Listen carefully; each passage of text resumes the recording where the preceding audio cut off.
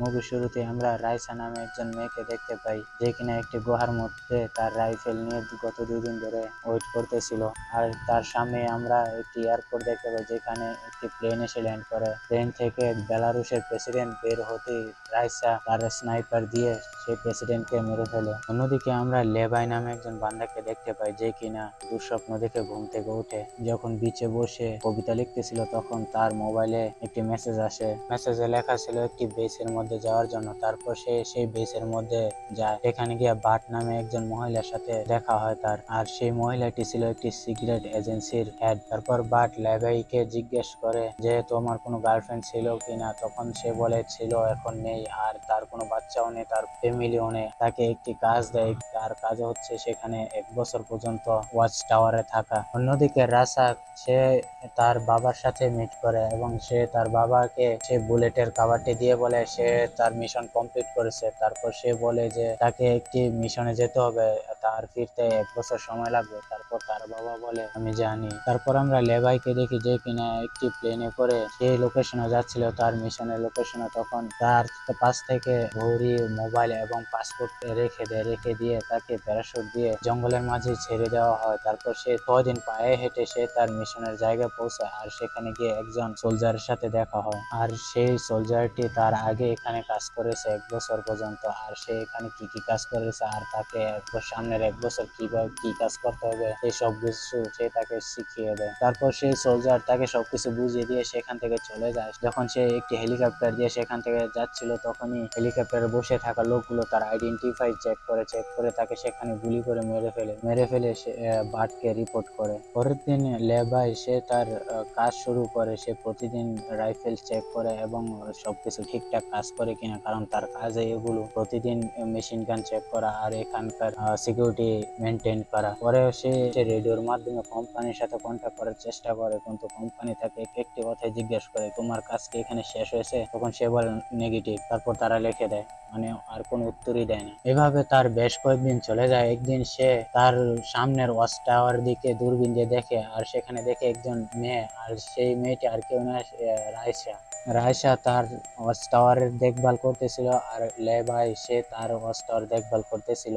এভাবেই বেশ কয়েক মাস কেটে যায়। একদিন লেভাই রাতে ঘুমাচ্ছিল, সে রাত উঠে পড়ে এবং উঠে সে নিজেকে একলা বোধ করতেছিল। তারপর সে যখন রাইসার দিকে দূরবীন ঘুরিয়ে দেখে যে রাইসাও সেখানে একা বসে তার মতোই বোরিং ফিল করতেছিল, কিন্তু তারা একজন আরেকজনের সাথে কন্ট্যাক্ট করার মতো কোনো ব্যবস্থাই ছিল না। এভাবে আরো বেশ কয়েকটি মাস কেটে যায়। এদিকে রাইসার বার্থডে চলে আসে, আর সে চাচ্ছিল না যে তার বার্থডে এভাবে একাকিত্বের মাঝে চলে যায়। তারপর সে লেভাইয়ের সাথে কন্ট্যাক্ট করার চেষ্টা করে এবং সে একটি পেপারের মধ্যে লিখে টোপ ঢালে এবং লেভাই সেটি দেখে তারা এভাবে পেপার মধ্যে লেখালেখির মাধ্যমে একজন আরেকজনের সাথে কন্ট্যাক্ট করা শুরু করে। রাইসা লেভাইকে বলে যে তার আজকে বার্থডে, তাকে কিছু উইশ করার জন্য। তারপর লেভাই তাকে বার্থডে উইশ করে।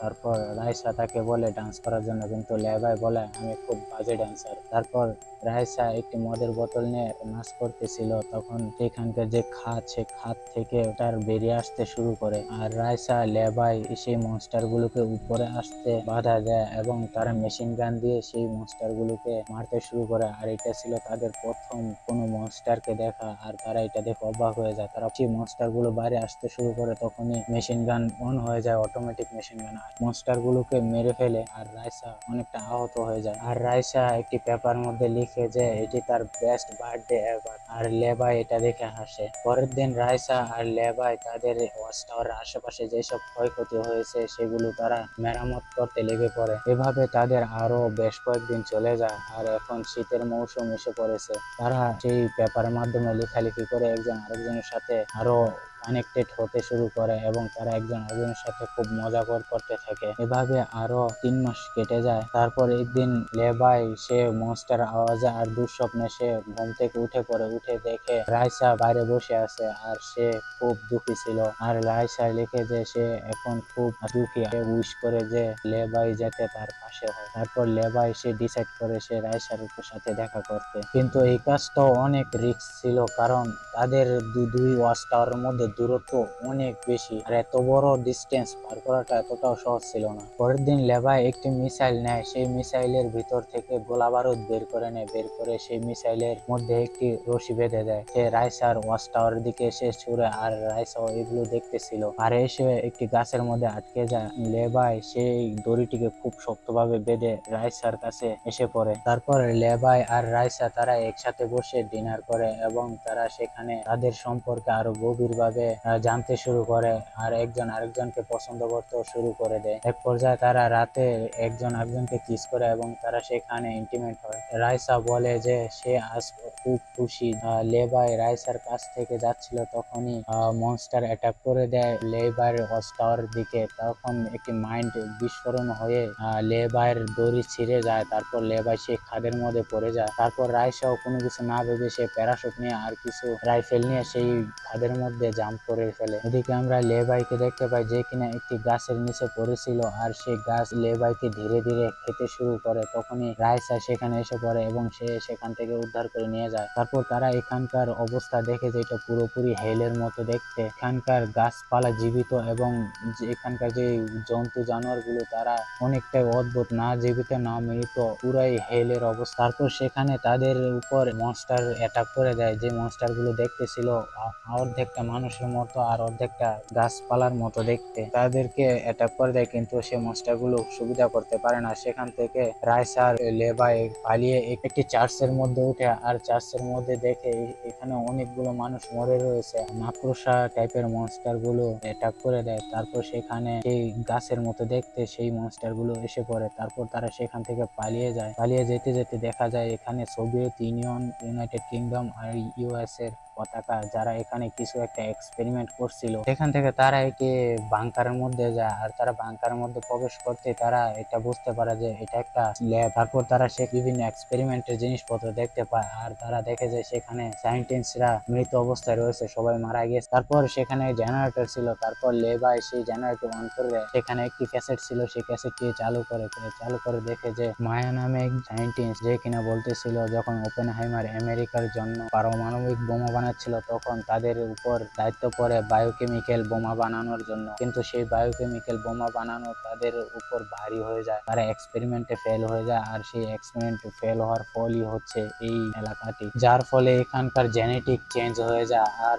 এখানকার মানুষের চেঞ্জ হয় এবং গাছ পশু পাখি সবকিছু চেঞ্জ হয়ে যায়, এবং কি সে সায়েন্টিস্ট নিজেও চেঞ্জ হয়ে যায়। তারপর রাইসা লেভাই বুঝে যায় যে তারা কেন এই জায়গাটিকে দুনিয়ার কাছ থেকে লুকানোর চেষ্টা করতেছিল। তারপর লেভাই সেখানে একটি কম্পিউটার দেখে, আর সেই কম্পিউটারে ডার্কলেট নামে একটি মিলিটারি কোম্পানি ছিল। সেই কম্পিউটারের মধ্যে সে বিভিন্ন তথ্য দেখতে পায়। তারপর লেভাই এই কম্পিউটারের মধ্যে একটি ডকুমেন্টও দেখতে পায় যে এখানে একটি নিউক্লিয়ার বোমও আছে, যেটি কিনা 4.2 কিলোমিটার এরিয়া জুড়ে সবকিছু ধ্বংস করে দেয়। তারপর তার মাথায় একটি বুদ্ধি ঘুরপাক করে। তারপর তারা যখন সেখান থেকে বেরিয়ে আসে তখনই তাদের উপর গাছের মতো মনস্টার গুলো তাদের উপর অ্যাটাক করে দেয়। মনস্টার গুলো রাইসাকে দড়ি দিয়ে বেঁধে নিয়ে যায় এবং নিয়ে গিয়ে একটি জায়গার মধ্যে বন্দি করে রাখে, আর সেখানে মনস্টার গুলো রাইসার উপর টর্চার করতে থাকে, কিন্তু রাইসা সেখান থেকে ছুটে সে মনস্টার উপর অ্যাটাক করে দেয়, কিন্তু মনস্টার সহজে রাইসাকে হারিয়ে ফেলে। আর ঠিক তখনই সেখানে লেভা এসে পড়ে। লেভা এসে সেই মনস্টারটিকে মেরে ফেলে। তারপর তারা এখান থেকে দ্রুত